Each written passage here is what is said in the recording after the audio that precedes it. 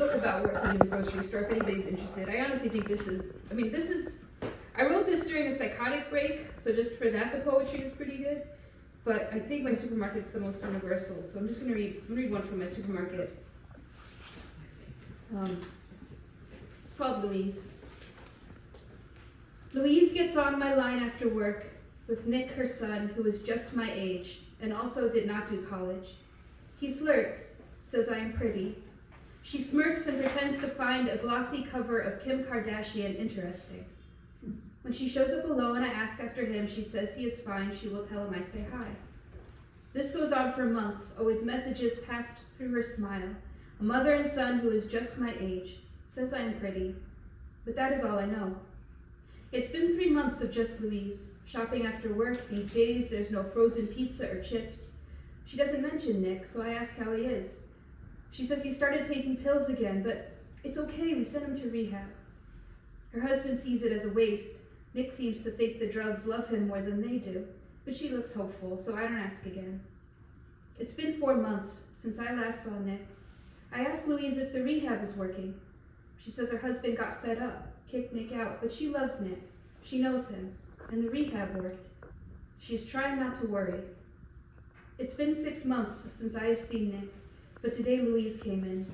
She had waterproof mascara, a cheese plate, and plastic cups for soda in her cart, so I asked the usual questions.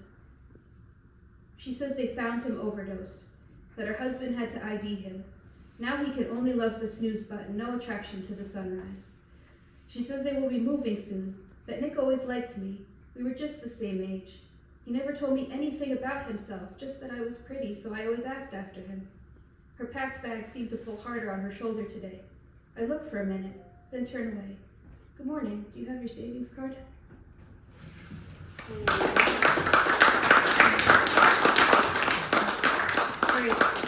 So this book has a lot of heavy and basically, like, I'm bipolar, and it was more or less under control until recently, basically like since like 2017, and then between the pandemic and like a lot of work stress, and I was working like 55, 60 hours a week in different stores and all over the place, and it was just, I cracked. I cracked.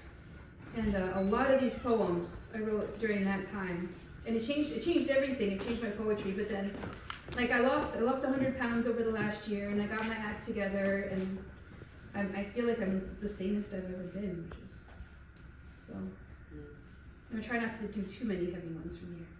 All right, I don't know how many, this is called Ode to Notifications. I don't know if any of you have ever stalked your ex or anybody on Facebook. Dr. Ewan. He actually finally friend requested me, and but I don't know if it was an accident or not. I accepted it, but all right. So Ode to Notifications. There is a battle with the lover before this one on the internet. First my smile, brushed hair and dimples, the sun behind us, kiss on my cheek, new love not looking at the camera.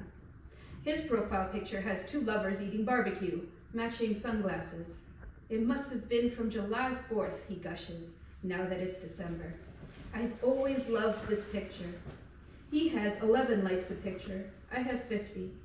I close my eyes and pretend he's counting every single one. 6 months of love posts are unearthed beneath his name. They have all the same interests. Love is about finding someone to be weird with. I predetermine all my posts are public. My lover is the best cook.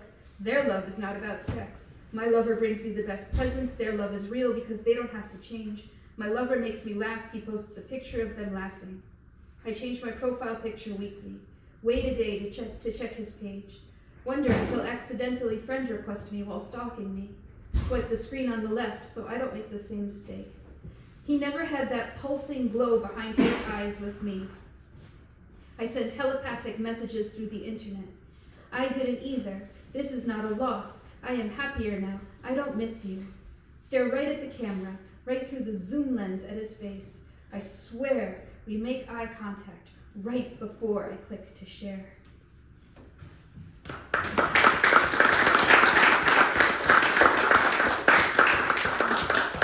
So this is a poem I wrote about COVID-19. I don't know how many of you guys have had it or had to quarantine, but my husband has a bunch of pre-existing conditions, and I basically was in a panic for like 2 years that I was going to give it to him. And this is when I actually did catch it. Ode to Quarantine. Day 1, and there you are with all the bottles of water, ice that he brought you. An adventure, a camp out, pull-out couch on the old sheets, a couple of cats. Day 2, and you start to think about his pre-existing condition, his weaknesses, but he's negative. Day 3, and the cats lay on you like they know you have what's plagued your anxiety for 2 years. It's just a runny nose, you tell them. No big deal. Day 4, and you're having nightmares about dying and going to hell as though you've committed murder with your breath. Google says you're contagious for 10 days. It's been 5.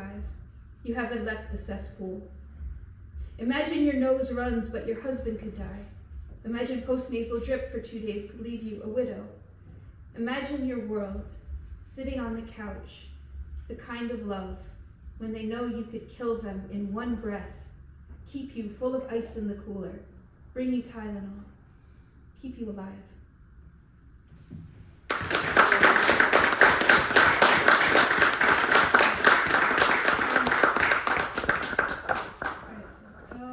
I don't know if any of you, it's been interesting. This is like, this poem, like everybody brings it up. I never really thought too much about it, but like everybody who's read it has brought it up, so I don't know, my dad says it's pretty relatable. So it's Ode to my email draft folder. Oh, draft folder, graveyard of impulse control, where unsent love letters take root, angry rants left to fester in privacy. I've told off friends, ex-boyfriends, hit cancel, agreed to save. I've dug plots for bullies, when all the fights, wooed all my crushes. 40 drafts unfinished, 40 wars. Folder filled with social victories, while my sent emails bail with apologies. Fold in confrontation, inbox ridden with everyone else winning the battles. My draft folder is the toughest girl I know. Bows to no one, out in the cloud, a goddess no one has ever met, wanting to swoop down, but terrified she can't stick the landing.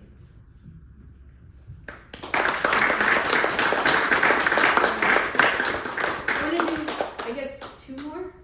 3 more. 3 more? Okay.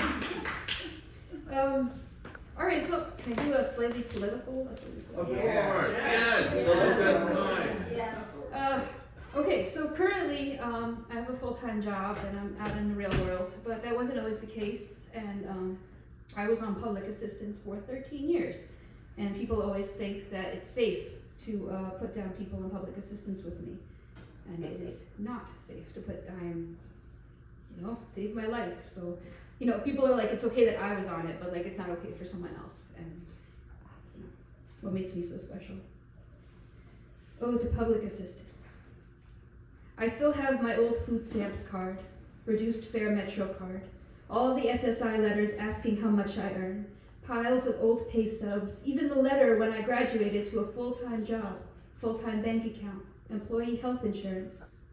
They think I was always one of them, praise my work ethic despite the disability.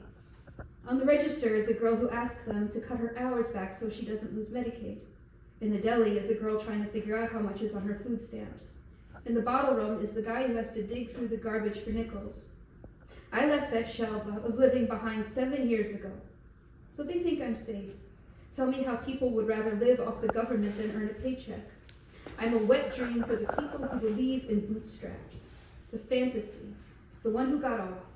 Meanwhile, there's a trail of money and benefits, stamps, a rope attached to the top of a cliff funded by tens of thousands, possibly millions, of dollars tied together that I climbed for 13 years before I got here.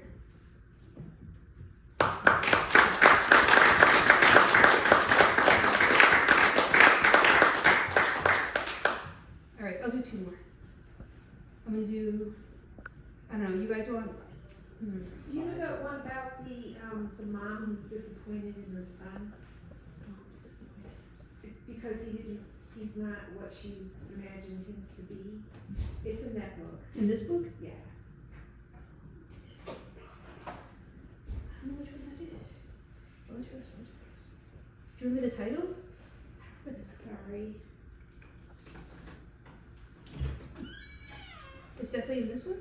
It's in the grocery store. Oh, in the grocery store. Okay, I'm sorry, wrong book. Okay. So what about? You know, she's with her son and he's not quite what she expected. I don't know which one that is. Oh, what the one? Yes, Stephen's mother. Stephen's mother. Stephen's mother. Yeah, I'll read Stephen's mother. Thanks. I used to know that one by heart. All right. Stephen's mother never intended to be a housewife. She's a businesswoman billboard, hair in place. You can see the outline of her missing A-line skirt, see where her jacket sleeves would hang. She walks through the supermarket doors midday with Stephen, with a cartoon bubble of rushed lunch hour sandwiches floating above her head. Stephen doesn't see me, doesn't see anything. I don't know what he sees. Wandering around self-scanned, curious, staring at nothing in particular, wandering away from his mother, autistic thoughts preventing him from noticing she has left him behind. It always takes a minute for her to regret leaving him there, calling him to find her in the aisles. Stephen's mother never intended to be a housewife. She is professional and focused, does her makeup for the office. Stephen's mother intended for Stephen to be normal. He is 9 or 10 years old. She has regretted him for a decade. He does not see this in his own world. She is lucky he is in his own world. Her distance from him would only break his heart. His heart is distant enough from her scorn to keep it intact. Stephen's mother brought groceries from my register yesterday. She was being more patient than usual. I smiled at her and told her she was being a good mother. She looked at me with her businesswoman eyes, sad, empty businesswoman eyes. Barely whispered thank you. Stephen wandering away, curiously staring at nothing in particular. She didn't call him back. He never wanders far from her, even when she doesn't. She paid her bill and Stephen sauntered out, the peaceful blank stare on his face, her haggard, sad stare on her own. Midday shopping with a son who will never kiss her, never see her, never set her free from housewife. Stephen's mother never intended to be a housewife.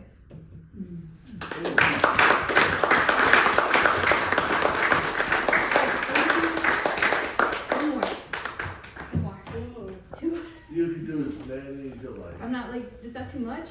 No, keep going. Who's Dimphna? So I guess I should explain my book. It's called Ode to Dimphna. Tell us about it. Okay, so Saint Dimphna is the patron. I actually have cupcakes and I put her on the cupcakes. Saint Dimphna is the patron saint of people with mental disorders, like nervous disorders, anxiety, and stuff.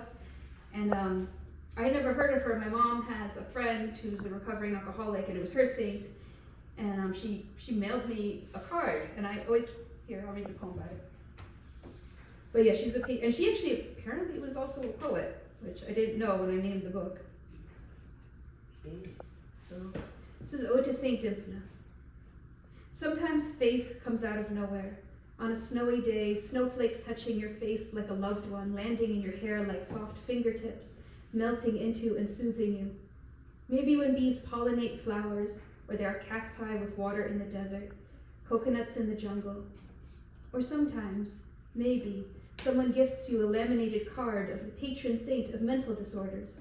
Even though you're Jewish, you take her anyway, carry her in your pocket throughout your adventures and work and life. Forget she's there as you go about your day. Then one day a woman approaches you, with a brain as broken as yours, worn out as you are, recognizes your saint peeking out of your shirt pocket, admits she has the same devotion.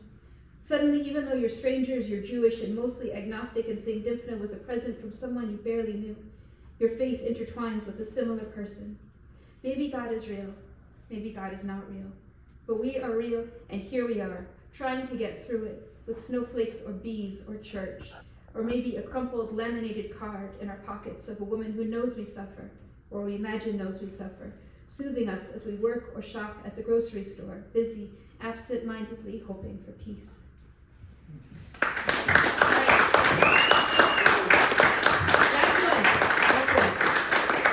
I like writing open letters, and I'm going to read this to you, and then I'm going to tell you what my friends thought it was about.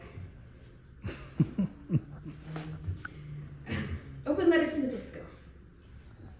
This will be it. For those of you who come to the open nights, this is more in my vein when I finish.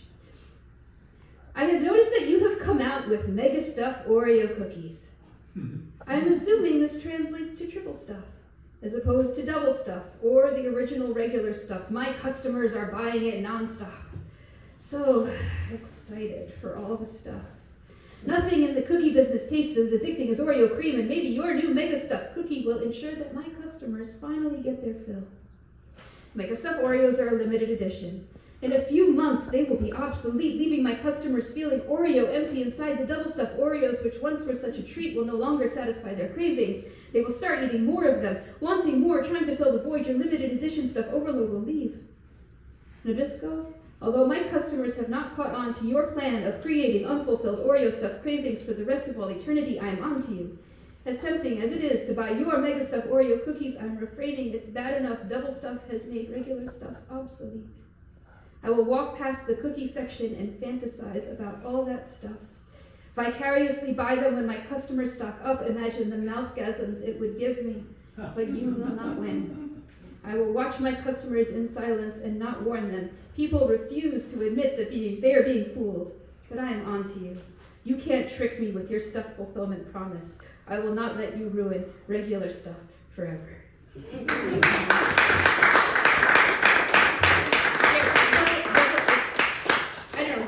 Don't Google it, but double stuff is a pornography term.